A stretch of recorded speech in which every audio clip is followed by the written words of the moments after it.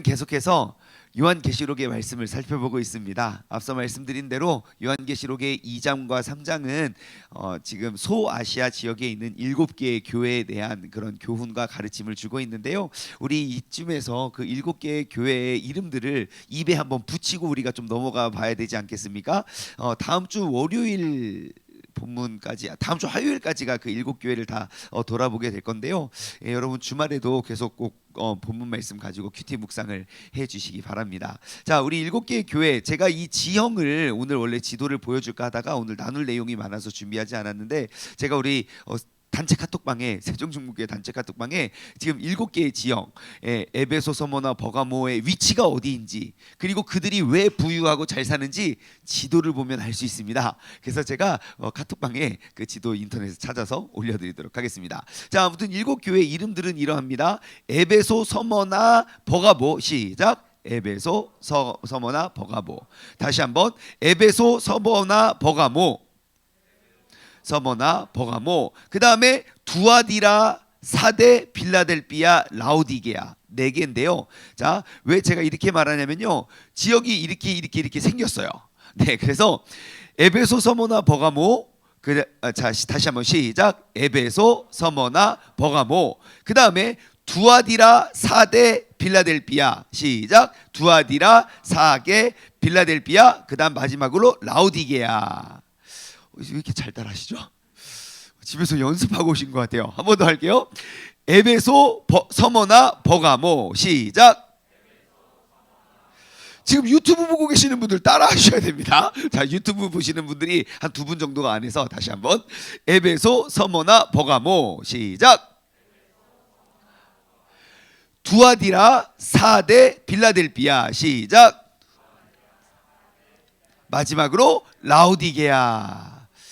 네, 이 7교회가 이렇게 쭉 편지를 배송하는, 운송하는 그런 지형의 순서대로 쭉 7개의 교회를 소개하고 있는데요. 오늘 본문 말씀, 그 버가모 교회에 대해서는 오늘 본문 말씀에 대해서 크게 딱 3파트가 있는 것 같아요. 첫 번째 파트는 뭐냐면, 그렇게 힘들고 신앙생활하기 힘들고 어려운 그 엄청난 박해, 그리고 특히 이제 버가모 지역에 있는 사람들은 그들이 그렇게 극심한 핍박 속에서도 안디바라는, 내가 죽음을 맞이하고 죽음을 당하는 그런 순교의 피가 흐르지만 그럼에도 불구하고 믿음을 지켰던 사람이 있다 한 내용. 두 번째는, 그러나 너희에게 책망할 것이 있는데 발람의 교훈을 따랐던 사람들이 있다. 근데 그 발람의 교훈과 같은 니골라 당의 교훈, 그러니까 발람의 교훈과 같은 거예요. 자, 그러한 사람이 있다. 자, 한쪽에는 순교의 피, 순교의 신앙을 가진 사람, 한쪽에는 발람의 교훈이 있고, 마지막 3번째 파트는 그러므로 너희는 회개해라. 그게 이제 오늘 본문의 내용이거든요. 그런데 굉장히 재미있는 내용들이 많아요. 그래서 우리가 한번 살펴보도록 하겠습니다. 자, 12절부터 보시면요, 버가모 교회에 이제 또 사자에게 편지를 합니다. 자, 여러분, 에베소, 서머나, 버가모 이 3 지역은 굉장히 앞다투어, 누가 잘 사네, 그렇게 앞다투어서 경쟁했던 도시들이에요. 그래서 앞다투어서 누가 더 멋진 신전을 만드냐, 누가 더 어디가 더 화려하게 꾸미느냐, 그러니까 3군데 다 잘 사는 곳이에요. 왜냐하면 이쪽에 지중해 앞에 있는 그러한 멀지 않은 곳인데, 그곳 모두가 무역과 그러한 경제 활동이 활발히 일어났던 곳이어서 3곳 다 굉장히 잘 살고 부유한 곳이에요. 자, 그러면 그 당시 잘 살고 부유한 곳의 특징은 무엇입니까? 우상 숭배가 창궐했고, 그 다음에 음란하고 술 가득하고 쾌락을 따르고 그랬던 곳이었다는 것이에요. 자, 그 버가모 교회 사자가 편지를 하는데요. 이번에는 하나님이 예수님이 자신을 좌우의 날선 검을 가지신 자라고 소개를 합니다. 자, 좌우의 날선 검을 가진 이가 말한다. 그 말은 무슨 말이에요? 나 양쪽의 날선 검을 갖고 있는 사람이야. 무슨 말이에요? 너 조심해. 심판당할 수도 있어. 그게 이제 맨 마지막에 나오는 내용이죠. 회개하지 않으면 내가 이 검으로 너희를 확 너 조심해 라고 경고하는 거예요. 자, 그러면서 13절에 예수님이 알고 계시는 것, 예수님의 관심은 어디 있는가 또 알 수 있게 돼요. 자, 13절, 내가 어디에 사는지를 내가 아노라 그래요. 자, 앞전에 에베소와 서머나 때는 예수님이 뭐 알고 있다 그랬습니까? 에베소 교회는요, 야, 내가 너희의 행위도 알고 너희의 수고도 알고 너희의 인내도 알고 있어. 즉 우리의 외적 내적 모습의 상태, 그러니까 내가 지금 어떠한 상태인지를 나의 행위와 나의 생각과 나의 마음까지도 하나님은 다 알고 계셔. 그 다음에 두 번째, 서문학교에 대해서 뭐라고 알고 있습니까? 야, 내가 너의 환난과 너의 궁핍도 알고 있어. 그러니까 그 사람의 형편, 상황, 어떻게 살아가고 있는지 삶의 형편까지도 다 알고 있어요. 근데 오늘 보니까 버가목 교회 성도들 보니까, 야, 난 네가 어디에 살고 있는지도 알고 있어. 자, 여러분, 우리가 주변에 있는 사람 중에 내가 그 사람 어디 사는지도 알고 있고요. 그리고 그 어디 사는 그 지역의 동네의 특징이 어떤지도 알고 있고요. 그리고 그 사람이 잘 사는지 못 사는지, 부유한지 가난한지도 다 알고 있고요. 그리고 그 사람이 어디 가서 무엇을 행하고 어떠한 생각하고 어떠한 마음을 품고 어떠한 계획을 가지고 있는지 알고 있는 사람이 혹시 주변에 있습니까? 네? 누구요? 있죠, 누구요? 예? 우리 가족들이나, 예, 또 있어요. 가족 아닌데 이런 사람이 있어요. 누구 있어요? 예, 내가 엄청 사랑하는 사람들이요. 내가 엄청 사랑하는 사람이 어디서 사는지, 뭘 하는지, 뭐 이렇게 관심이 엄청 많거든요. 그래서 저는 이 13절 말씀을 딱 보는데, 야, 예수님은 내가 어디 사는지도 알고 있구나. 어디에 사는지 알고 있고 우리 동네가 어떤지도 알고 있구나. 예, 이 버가모 교회의 동네는 사탄의 그 권자들, 그러니까 막 사탄의 소굴인 거예요. 그런 데에서도 믿음을 지키고 있는 것까지도 알고 계시는데, 야, 하나님이 정말 나를 사랑하시는구나. 예, 그 예수님의 관심은 온통 우리가 그 주의 백성들이 어디서 무엇을 어떻게 살고 있는지 다 알고 계십니다.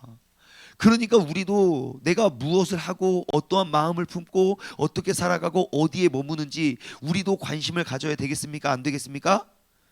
관심을 가지고 살아가야죠. 우리도 주의하면서 항상 그 거룩하게 마음과 생각과 행동과, 왜냐하면 주님께서는 그 온통 관심이 나에게 쏠려 있기 때문이죠. 자, 아무튼 그런데요, 이야기합니다. 자, 내가 아는데 거기는 사탄의 권자가 가득한 곳이야. 내 이름을 굳게 붙잡아 충성된 증인 안디바가 너희 가운데 곧 있는데, 야, 그가 죽임을 당할 때에도 나에 대한 믿음을 저버리지 아니하였다 그래요.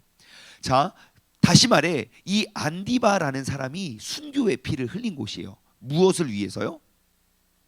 신앙을 위해서. 근데 이 버가모 밑에 서머나 교회에서는 믿음을 위해서 뭐 했습니까? 경제적인 손해를 봤단 말이에요. 내가 믿음을 지키기 위해서 세상 사람들 다 넓고 평탄한 그 잘 살고 부유한 그런 길을 갈 수 있지만 내가 다 안다. 너희들 믿음과 신앙을 지키기 위해서 그렇게 궁핍함 속에서 살아가고 있는 것, 야, 내가 진짜 칭찬한다. 하지만 버가모 교회는 어떠한 분위기였습니까? 심지어 그런 엄청난 핍박 속에서도 죽음을 무릅쓰고 믿음을 지켜냈던 그러한 순교자의 신앙이 있는 거예요. 한마디로 우리 교회에 누구를 예를 들어야 될까요?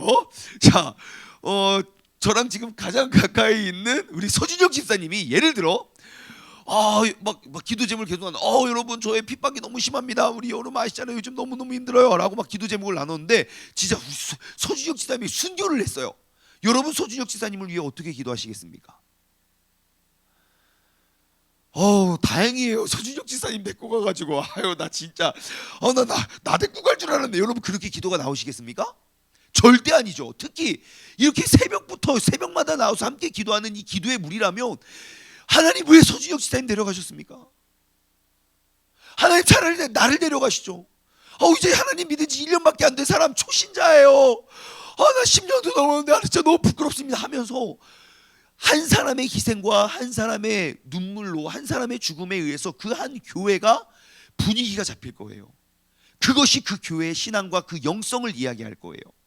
지금 버가모 교회의 분위기는 그래요. 여러분 정말 아시죠? 지금 지금 이 당시 기원후 91년, 92년 뭐 지금 요한계시록이 쓰여졌을 때 당시에 핍박이, 그러니까 황제에 대한 충성과 황제를 신격화시켜서 야 내가 신이다라고 말하고 있는 그때에 내가 신이 되기 위해선 뭘 강조하겠습니까? 신을 인정하고 무릎 꿇고 엎드리고 예배드리고 제사 드리는 거 엄청 강조했겠죠. 마치 누구처럼 다니엘서의 느부갓네살처럼 금신상을 만들어 놓고 야 이것은 곧 시민이 시간 하루에 종을 칠 때마다 가서 엎드려 절해라. 안 하면 이 뜨거운 풀무불에 내가 던져 놓겠다. 그래서 다니엘과 세 친구 그들과 같은 신앙인 거예요. 엄청나죠. 죽이면 죽여라.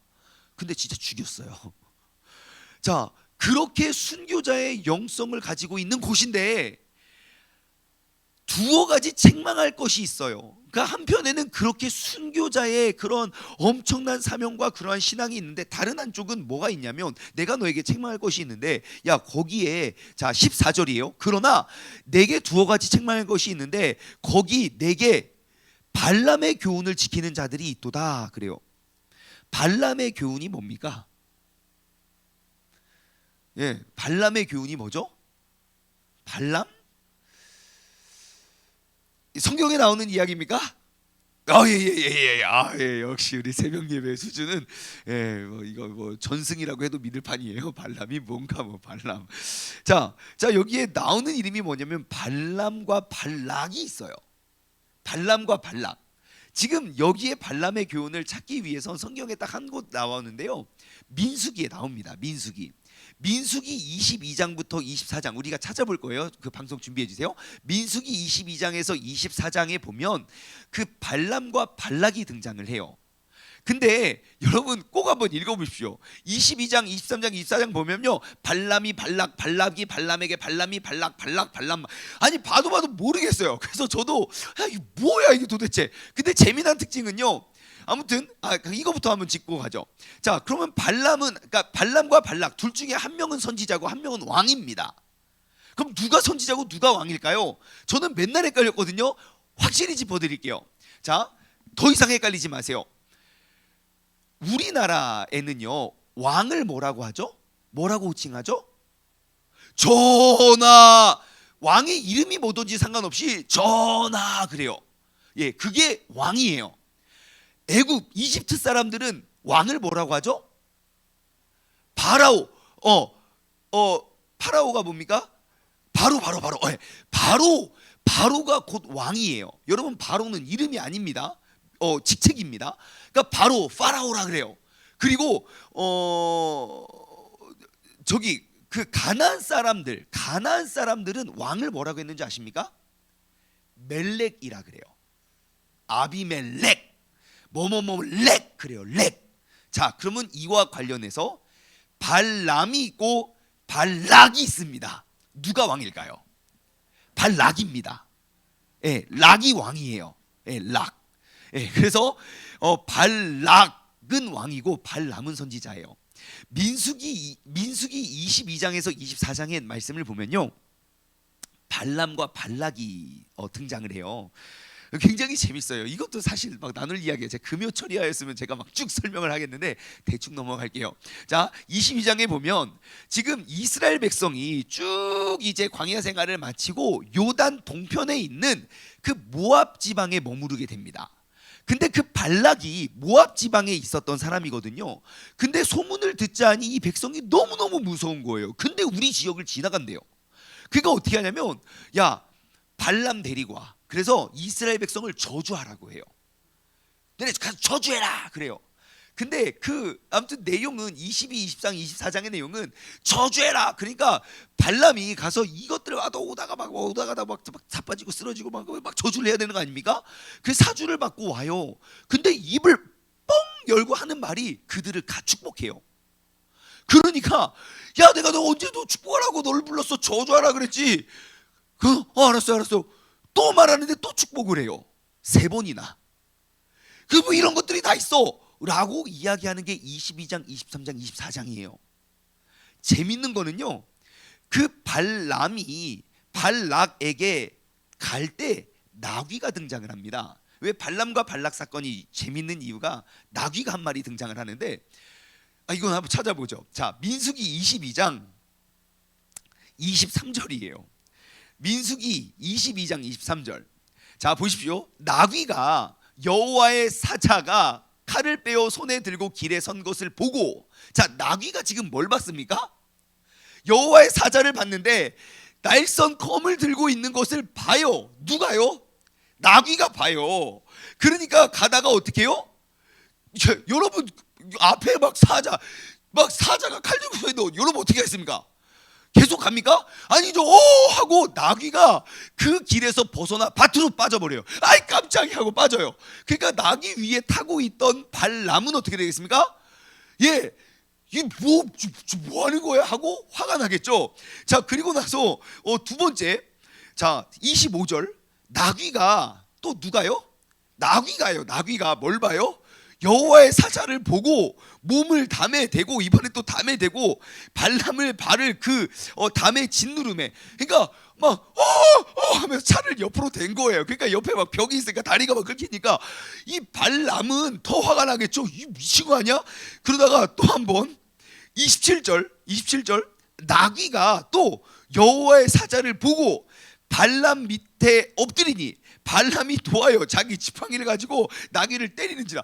아니 나귀가 미쳤어요. 갑자기 들만에 뛰어들고 벽에 막 끄지고 막 위에 막 들어눕고 막, 그러니까 열받아가지고 그 몽둥이를 들고 나귀를 후드려 팹니다. 나귀를 때리는지라.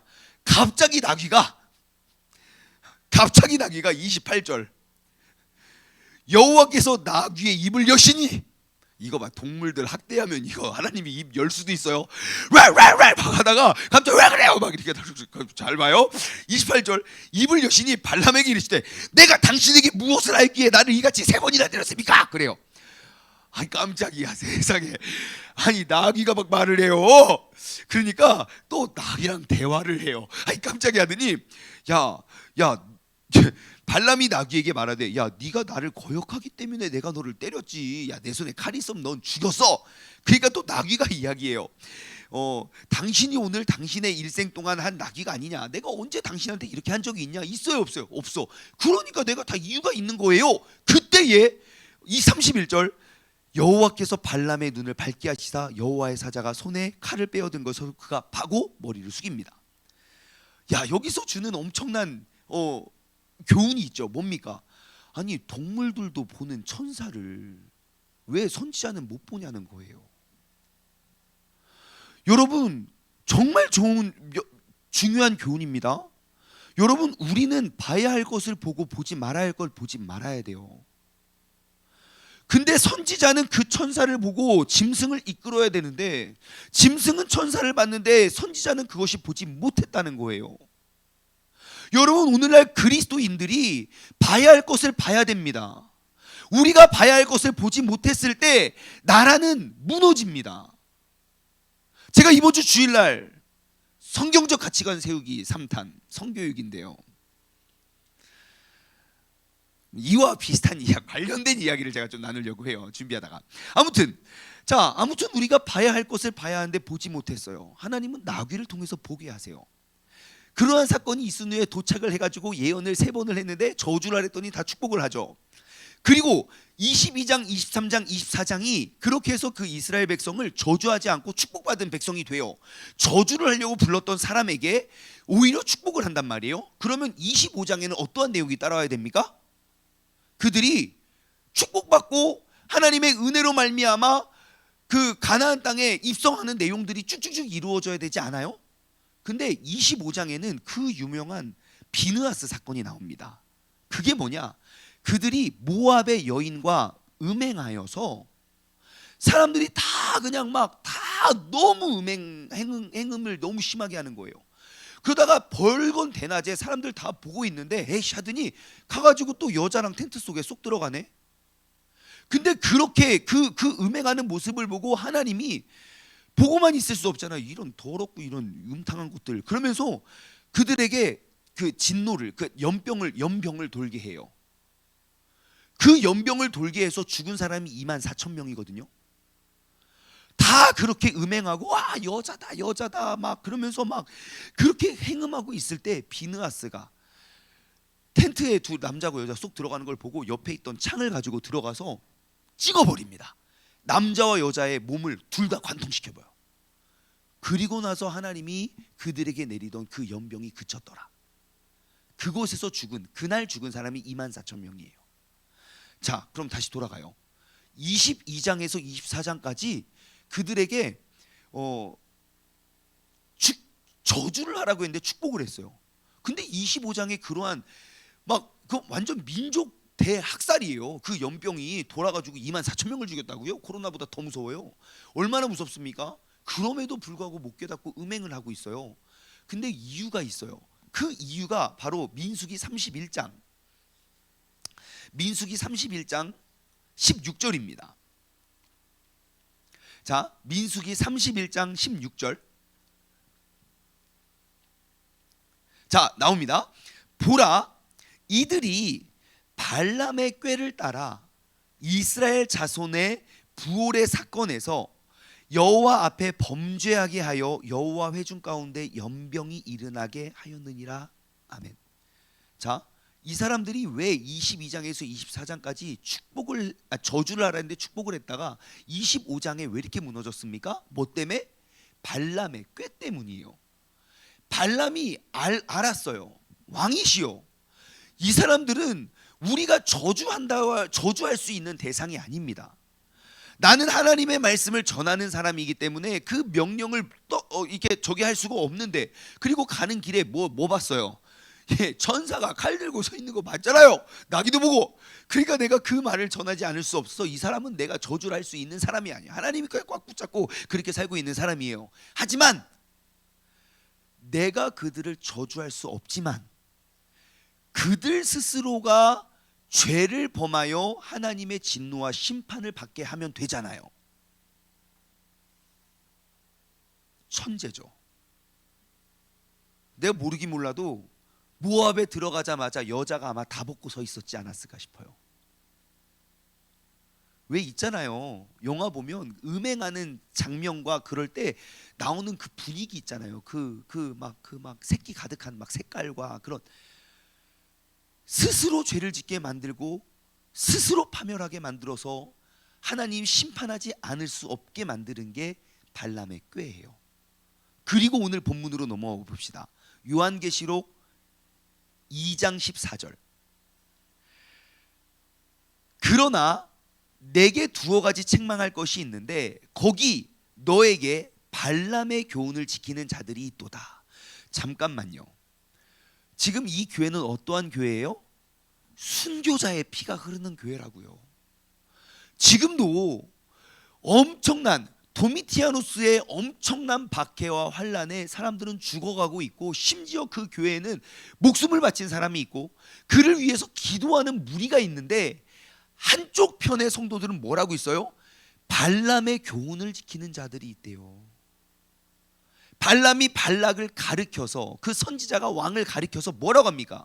이스라엘 자손 앞에 걸림돌을 놔서, 그 걸림돌은 무엇입니까? 음행이에요. 행음. 걸림돌을 놔서 우상의 재물을 먹게 하였고 또 행음하게 하였느니라. 그들 스스로 자멸하게 만드는 그 행음과 우상 숭배가 그들의 눈앞에 있었다는 거예요.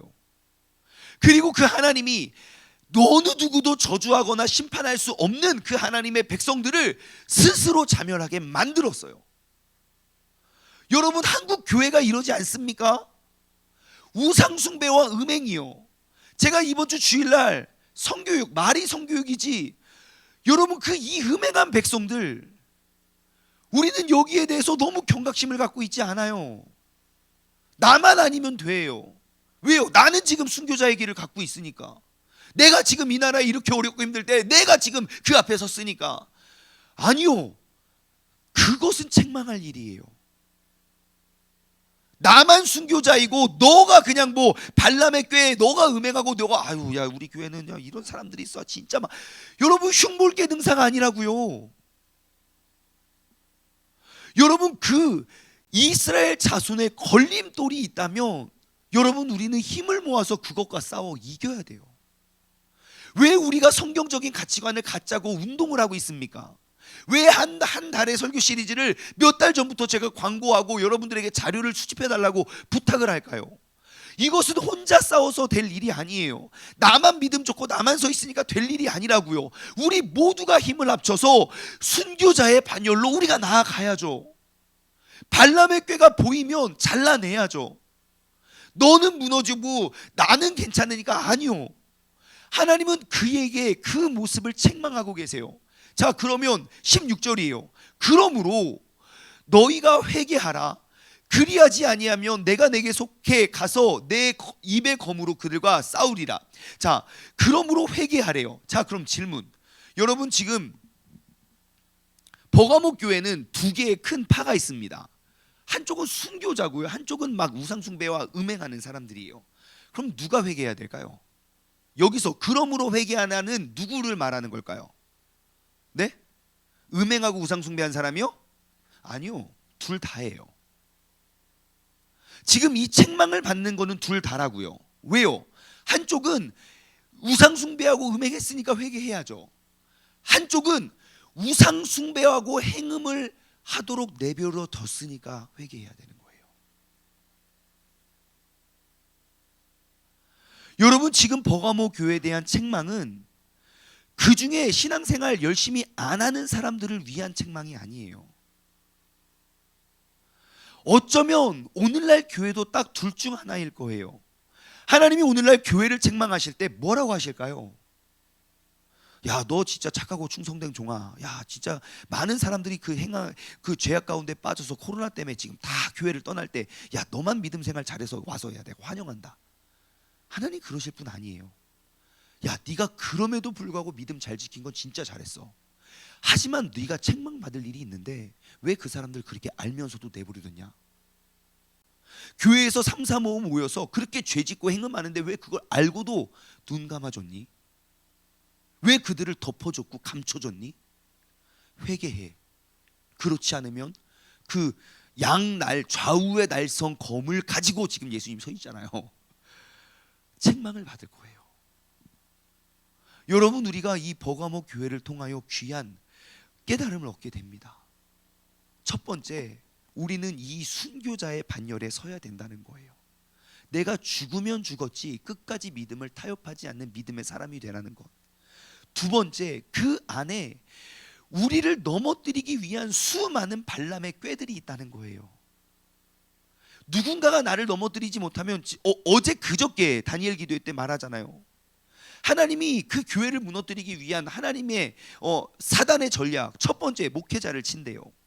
목회자를 막 흔드는데 목회자가 안 흔들리면 두 번째 2탄 와이프를 흔든대요. 와이프를 막 쳐서 목회자를 막 끌어내린대요. 욥처럼. 그의 아내를 해서, 그래도 아내가 막 영적으로 무장하고 견고 있잖아요. 그 다음에 자식을 친대요. 왜요? 목적은 상관없어요. 뭐든 누구를 치든 무너뜨리기만 하면 돼요. 근데 있잖아요, 내가 내 믿음 지키는 건 내가 열심히 하면 돼요. 근데 옆 사람이 무너지면 내가 그들을 일으켜 세우는 것까지도 내 역할이에요. 왜요? 그들이 넘어지면 내가 넘어지니까요. 그렇기 때문에 우리는 이 교훈을 받아서 내 주변의 발람의 교훈, 그 우상숭배와 음행하는 것들, 그 걸림돌을 발견한다면 여러분, 우리는 그를 위해 함께 싸워야 돼요. 보고만 계시지 마세요. 그래서 제가 중현이한테 강압적으로는 아니지만 지나가는 말로 계속 이야기해요. 중현아, 예배 시간에 예배에 집중해라. 네가 이제 예배를 드리기 위해 봉사하는 사람이 되었으면 좋겠어. 얼마나 지금 열심히 하고 있습니까? 예? 지금 다른 날은 항상 그 중현이의 시선과 마음과 귀는 오직 뭐를 보는지 모르겠어요. 아마 우리 교회에 있는 모든 사람 다 알아. 중현아, 네가 예배에 집중하지 않고 다른 거 보는 거 다 알아. 말을 안 해서 그러지. 근데 제가 이거 말씀 보면서 중현이한테 이야기해줘요. 야, 일로 와봐, 앉아봐. 여러분, 그 걸림돌을 보고 나만 아니면 된다고 넘어가지 마십시오. 나에게 책임을 물으십니다. 여러분 주변에 발람의 꾀에 넘어진 사람들이 있을 거예요. 그것이 무엇이 됐든 보고만 계시지 마십시오. 이제는 매우 적극적으로 그들에게 다가가 그들을 이끌어내야 돼요. 그게 바로 믿음의 짝꿍의 사명입니다. 기도하겠습니다. 하나님 아버지, 감사합니다. 오늘 이 아침에도 또 버가모 교회를 통하여 우리의 믿음과 우리의 신앙의 모습을 돌아보게 하여 주심에 감사드립니다.